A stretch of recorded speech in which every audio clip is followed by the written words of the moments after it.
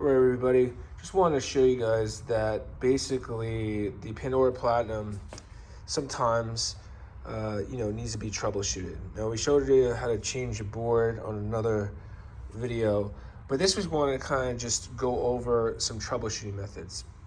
All right, so this is a separate panel, all right, and we're just going to turn the power on. So we call this the separated or the dual panel, and you'll see this come on screen. And with the separated dual panel, you'll notice that basically what you have here is a connection cable, right?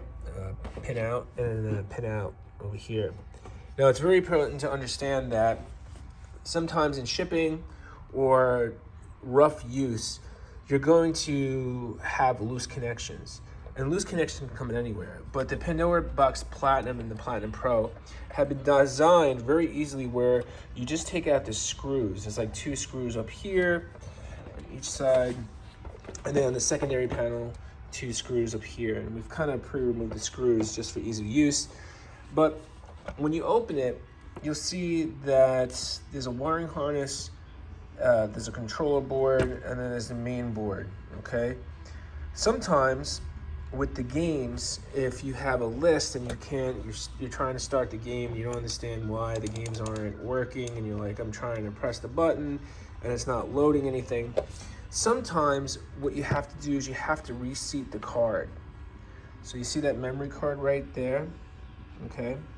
You have to pull it out, turn off the power, pull it out, and then put it back in, okay? Because that's something that will happen during the games. Now, another situation that happens sometimes is that the second panel won't respond. What happened here is that you're going to want to make sure that this is a tight connection, okay? Some people just either force them in or they don't screw them in all the way. They're not even.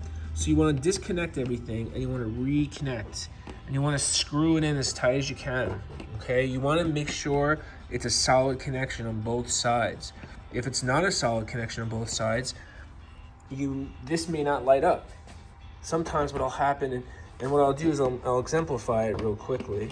So you'll see here that this is connected, right? But you see it's kind of like it's off to the side, just a little bit. See that? But then you can just push it in, but that's not really screwed in all the way. And what'll happen is you'll make a bad connection. See it?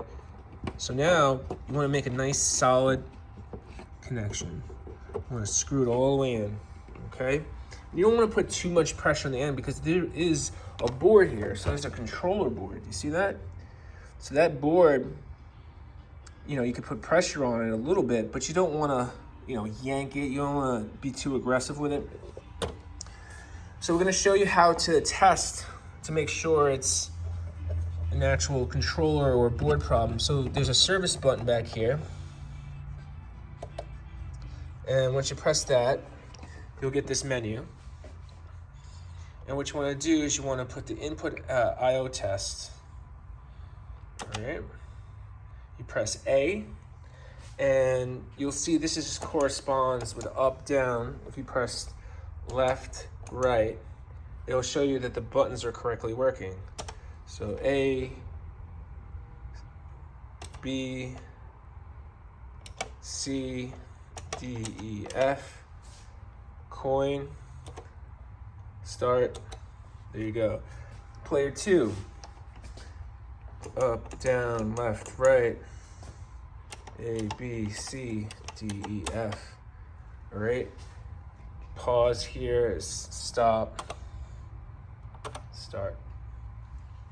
Now, because the Pandora Box Platinum is arcade hardware, usually these things are fixed on a component level, meaning like you don't have to send back a whole unit. It doesn't make sense because we've designed it so that way you can literally swap out buttons, you can swap out this board.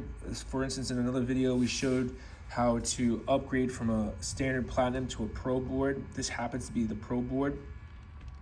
So it's really important to understand that, hey, even if something doesn't seem like it's working, it's really easy to troubleshoot. And again, this video shows you how to do that. This is very common, this situation, and even if you have a single panel, like you have here, single panel, sometimes inside here will also become loose. So it's really important. You'll see here under the single panel, sometimes you just have to take the connectors out too. So for instance, the first part of troubleshooting and bringing it to that menu, but before you do go to this menu, you want to make sure you take out all the connection points, you pull them out nice and firmly, and you put them back in, okay? And that most of the time will solve any of the controller issues. And if you have the separated panel, the dual panel, you want to make sure that this is connected. Again, not using aggression, but firm pressure and making sure it's tight, it's actually screwed in fairly tight, okay? It's not moving, because you'll see this. If you see the light go off on this one, and this one stays lit, that means the connection is not good. There may be a cable problem. It might be the board problem back here. But again, when these things are shipped, our friendly delivery guys aren't so friendly. And you've probably seen videos of this on the internet where people just don't take care of the package. They abuse them when they ship. You can put them in a double box and a triple box and still wouldn't matter, because sometimes things get loose, all right? And that's the easiest way. So for the games, the game set's not working, you reseat the memory card, really easy. If the controller is not, on the dual panel is not lighting up, we basically just replace that, okay? And then unplug and plug in some of the inputs. Very, very simple. All right, guys, hopefully that's been helpful, and we'll see you on the retro side.